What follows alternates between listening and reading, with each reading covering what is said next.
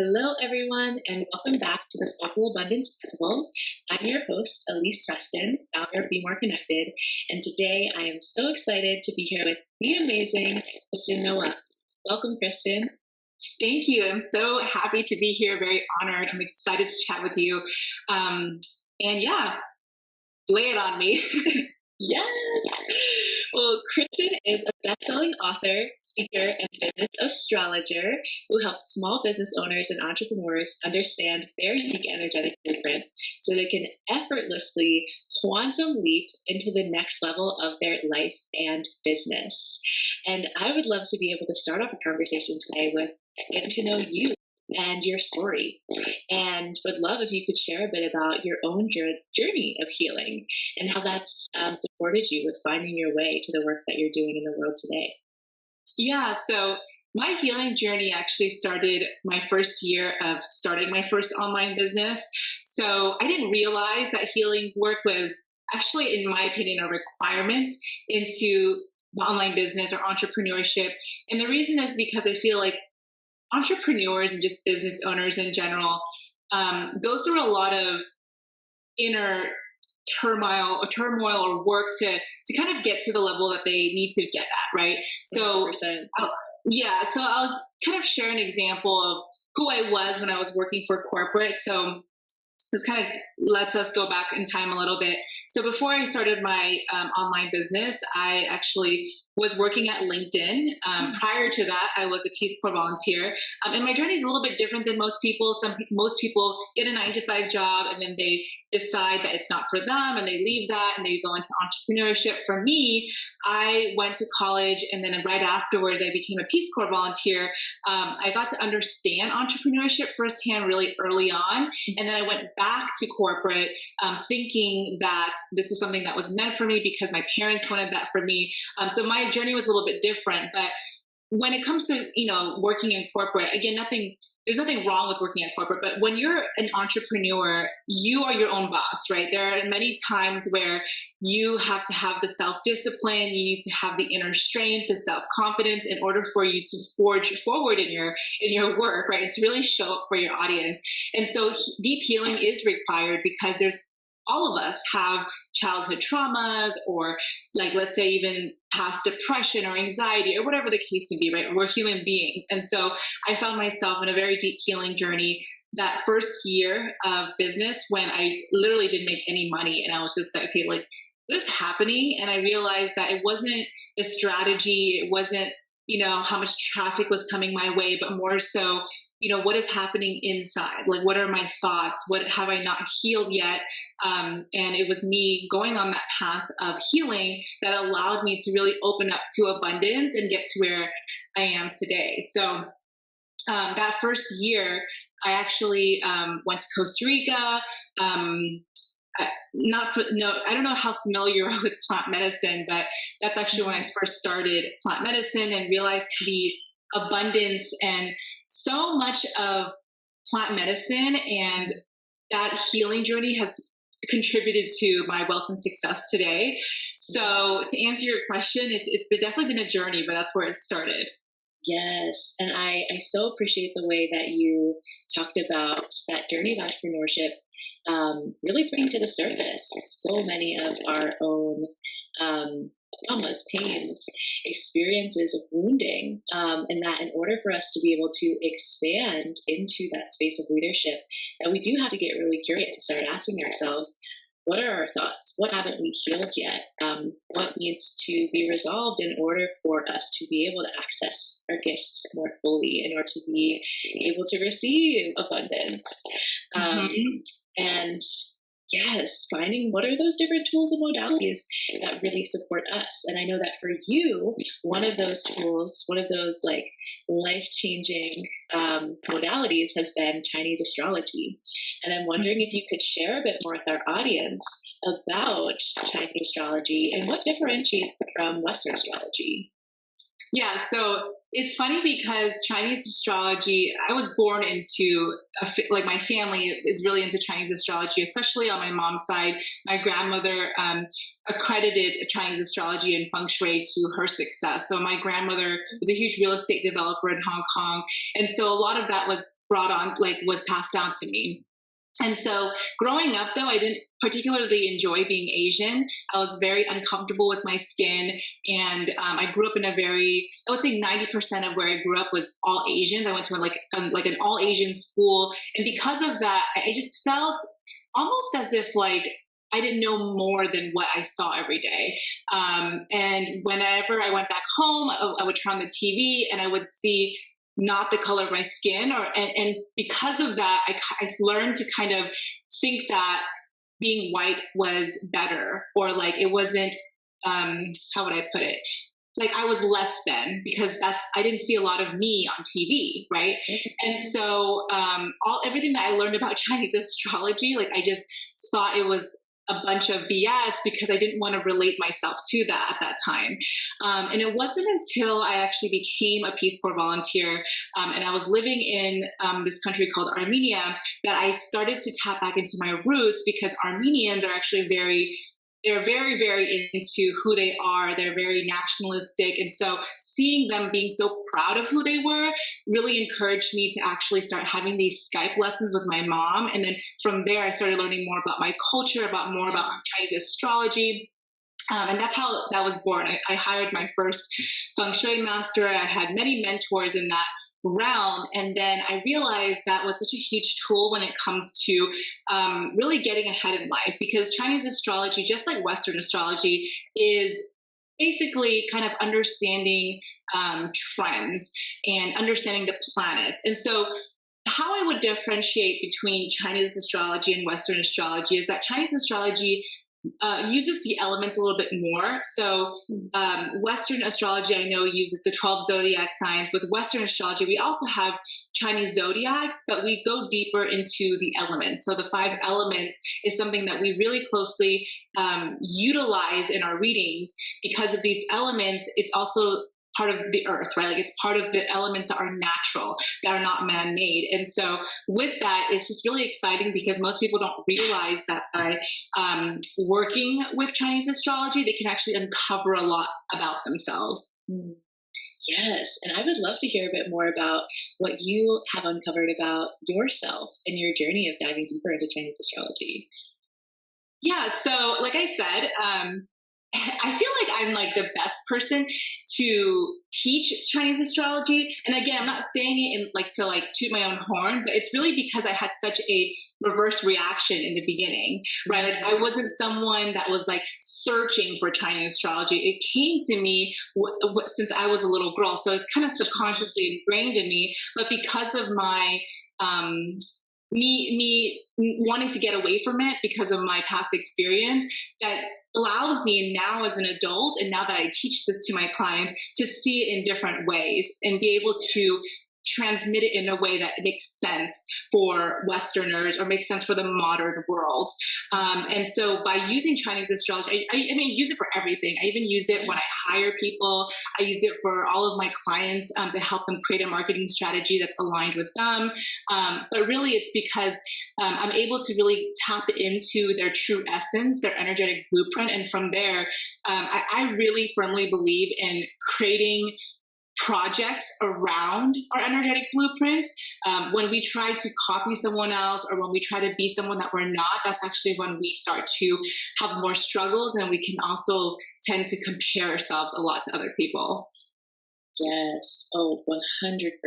And I think it's really powerful the way that you're describing how this tool of Chinese astrology allows us to tap into our core soul essence, because there are so many experiences that we have as we're moving through the world that would lead us to believe that it is more important to meet the external expectations of others, or to compare ourselves or conform or fit in, but the ability to have access to a tool that supports us with having just that language, that clarity, that specificity around just affirming and validating the things that we know to be true about ourselves, can so transformative and so supportive. And so, yeah, as you have been using the tool of Chinese astrology with your clients, I'm wondering if you have the exciting stories of quantum leaps or alignment that you would be excited to share. Yeah, so a really good one is actually just recently. So recently I came back from a trip from Tulum. I went there for my birthday, but really the trip was even deeper than that because I had this really strange inner calling to go to Tulum to connect with my ancestors. So I've done a lot of healing work in this lifetime, I guess you could say, where it's the traumas and the childhood memories from like, how to explain it, from this lifetime, basically. Yeah. I haven't really tapped into ancestral healing. And I know that with ancestral healing, that's actually where really the deep work is, because, when we're born into this lifetime, we're not only carrying our trauma, but we're also carrying our ancestors' traumas and ancestors' stories, right? And so it's really interesting because you would think that I would go back to Hong Kong to learn more about my ancestors. But it's, I would say that I sometimes have these channelings where I just have this inner knowing that I need to go to a specific place. So for me, it was in Tulum. And that's actually where I was able to do a lot of healing around my ancestors. And again, I only got this message when I was able to read my own charts in terms of 2021, what it is that I need to do, what it is that I need to really search for, what I need to implement in order for me to actually get to that next level in my life, right? Because in Chinese astrology, you can actually look into 10-year cycles as well as yearly cycles. And it's very interesting because actually a lot of business people use astrology because you know how like everything is all about trends, right? So even in like investing, like Bitcoin, everything is trends. It's all these graphs. So in Chinese astrology, you can actually see those same graphs in your personal chart. So whenever I consult a client, for instance, it's the same thing. I look into their chart. I kind of see where things are moving, how things are heading, how they should avoid certain setbacks that might come up, and also how to really take advantage of a certain period of their life. So, I think I lost track a little bit there, but to answer your question, it was really in Tulum that allowed me to really fully see what my ancestors wanted for me and how to heal that ancestral wound. Yes. And I think it's so powerful the ways in which healing our ancestral wound and connecting more deeply with our lineage has really emerged as a powerful theme in a lot of the interviews that I've been conducting so far. And I think that this work is such just essential healing work for our time, because we're living through an era where there is like this huge awakening, reconnection to spirituality, but also forging that in ways that feels like it's beyond space and time, like just being connected to our like individual context of the here and now, but how does that also get to ripple out and radiate out in the collective sense, but then also in the intergenerational sense as well, which I don't know, there's just something like so gorgeous and so powerful about the fact that so many of us are feeling drawn to that level of work right now at this time. Well, it's also because if you think about it, right, on a deeper level, if you ever ask yourself, like, why was I born a certain race or ethnicity? There's a deeper meaning behind that. It's not just like, okay, this just happened, right? Like I was born Chinese for a very specific reason. And it's really our job in this lifetime to figure out why that is. And, most people might think like, okay, well, why are you going backwards? Like, why do you need to learn about your past? But everything is in okay, I can't speak right now, but in circular motion, right? And so, for me, I don't see time as linear. Things are, in circles, right? And so when you're learning about your ancestors, when you're learning about your past, it actually really helps your future. It helps your present moment. And so by bridging those two things together, you're able to have a lot more clarity on not only who you are, but the wounds that need to be healed in order for you to actually move forward. Yes. Oh, I love the way that you shared that. And I think too, there's an element of, there's an element of limitation or constriction that happens if we don't allow ourselves to take that look back and see what are those aspects of wounding or conditioning that we're unconsciously carrying that, that we aren't even aware of. And so it does unlock and open up so much more potential for some of those quantum leaps. I love that language that you use. When we allow ourselves to do that healing from that deeper place. 100%. And something else that you are so masterful and so skilled in supporting people with is raising their wealth consciousness. And I'm wondering if you could share a bit about your own perspectives around wealth consciousness and abundance. Yeah, so I love this topic because I feel so, I wouldn't say attached, but I have a deep mission with wealth consciousness. And that is because, and it goes back to the ancestral thing, right? And that's because my ancestral line has a very, let's just face it, like a terrible relationship with money. And I almost feel like I was born to stop that karmic loop. And again, people ask me this all the time, like, Kristen, like, how do you know that's like your mission? I can't explain it. It's just something that I just deeply know.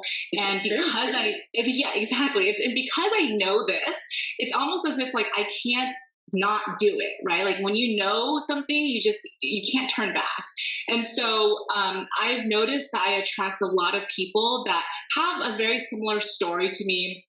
And because of that, I'm really able to help them even further because my perspective on money goes really deep. And actually, I wrote a book last year called Stop Chasing, Start Attracting, because I was really realizing how when you have a poor relationship with money, how much it actually affects so many areas in your life. It's not just your business. Obviously, if you don't have a good relationship with money, it's really hard for you to even succeed in business because you're trying to ask for sales when you don't even believe deep down in taking money, right? I think most of my clients, their number one thing is that they feel like money is bad or that they feel like money is evil or that they're a bad person if they have to make a lot of money. And again, I think a lot of it has to do with my ancestors, right?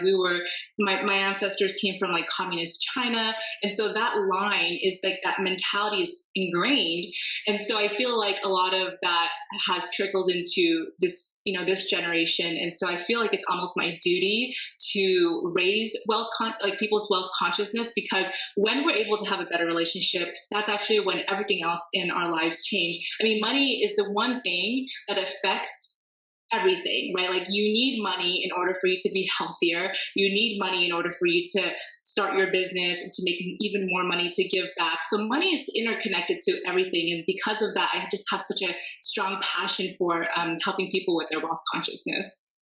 Yes. And I'd love if you could, break this down a little bit more and share with us some of the ways that you're able to use Chinese astrology and some of the tools that you share around manifestation to support people with breaking through some of those blocks and limiting beliefs that you talked about, from not feeling worthy or just believing that money is bad or evil.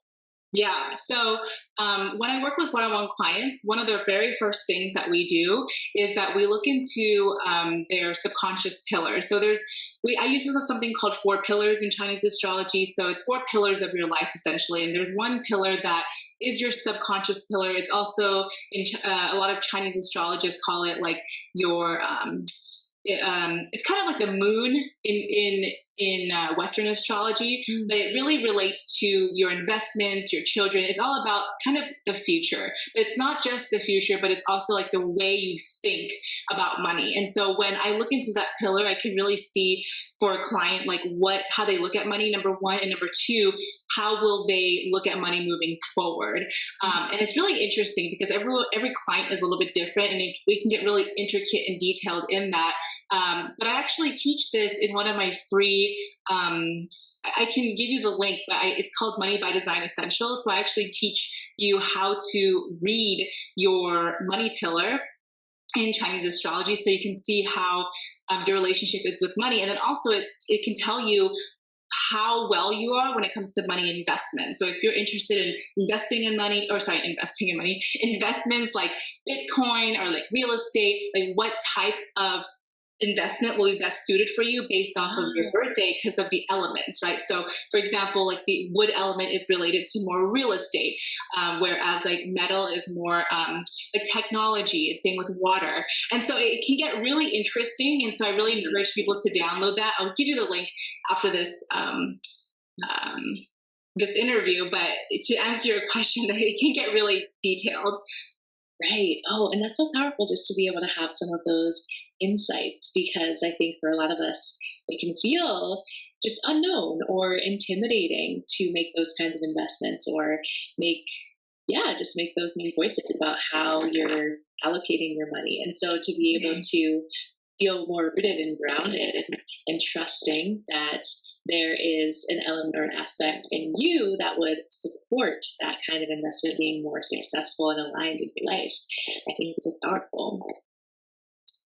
And I'd love to be able to hear a bit more about some of the ways that you have been learning more about trust and abundance through your entrepreneurial journey. Oh my goodness. Okay. Trust is such a cool topic because I didn't have a lot of trust going into entrepreneurship. I felt like I was very controlling in the beginning, and duly noted, right? I feel like any new entrepreneur, there needs to be a sense of security, right? Because you're like doing something completely new. You may or may not be quitting your job for this thing. So it's kind of like you almost feel like you want to have more control. But there's a really good quote that I recently learned, and I can't remember who it's from, but basically, in order for you to gain control, you actually have to let go of control. And it's very ironic, but it's so true because if you think about, let's say, so money to me is like water, for instance, right? So like if you hold on to like water too tightly, water will slip away. And just like when you hold on to money too tightly, or when you're trying to control things too tightly, it will slip away from you. And the idea is to really just gently hold something and gently be looking at something without having so much anxiety around it. And I think it's that nervous energy. And again, this is like law of attraction 101. But when you have this nervous energy about something, it's almost as if like that thing is going to be repelling against you. It's very similar to like when people are like freaking out over celebrities, right? It's because they have placed that person like on a pedestal and they're thinking like that person is above them. And so by acting that way, like, oh my gosh, like it's this person, they're freaking out. It's almost as if they're telling the universe that like, hey, like I don't deserve to be around this person's energy or this person's,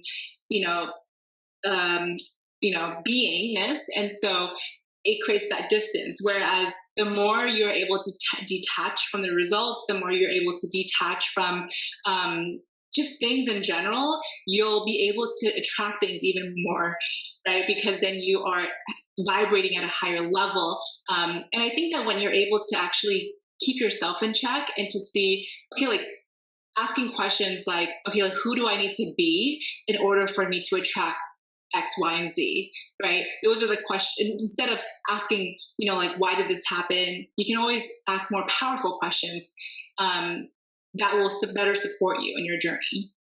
Yes. And I think it's so important to offer this affirmation and this reminder to folks that it's that quality of control and attachment and fixation and anxiety that actually creates more of a distance and separation from what it is that we actually want. Yeah. And it seems very paradoxical because we think if we have that, hyper active, hyper intense attachment and control around something, that it might bring us closer, or it might help us to access the thing more. But that's not actually the case. And I love how you talked about having that ability to gently hold something, to be able to, softly have that intention around connecting in with it, but being able to be detached from the results. Exactly. Not feeling as though you have to have all of that level of control in order to feel secure, and that actually so much more security comes from the surrender and the trust, because that's when you can be in that more aligned, like energetic dance with yourself and the universe, with what you're wanting to call in. Well, those things need to breathe too, right? I don't know if you've ever been in a relationship where that person's like way too clingy, and you almost like, as much as you like that person, then you're just kind of turned off. And so I feel like everything is interconnected. And so that goes with business as well as your clients. Like your clients can feel your energy through the content that you put out, and through your videos, or whatever the case may be, right? Like I really believe that people can feel energy. And so when you are more detached from the outcome, people can feel that. People can also feel that you are just truly showing up as yourself. You're not trying so hard. And because of that, they can respect you more and be even more attracted to you. You're more magnetic when there's no level of like even distrust, right? Distrust also comes in the form of like not believing in yourself, not like trusting the process. And so I just think it's really fascinating when my clients tell me that when they hire me, it's because of that reason. It's like, oh, I don't know how I found you, but I just knew, and so like for people that are struggling with trying to attract their dream clients, I would just say that instead of focusing so hard on external reasons or the external world, is to really look inward and see, okay, like what are my beliefs that I have right now? Are they supporting the type of beliefs that will attract my dream clients? Yes. Ooh, so powerful. And I think that is so true that, we all are so powerful and so intuitive and are able to read and sense energy all the time. And that in order for us to be able to make those aligned connections with our soulmate clients, it is about, focusing on our internal world, focusing on how we are answering that question that you asked earlier, who do I want to be? Yeah. And being able to show up more in those ways, that's what creates the attraction, the magnetism.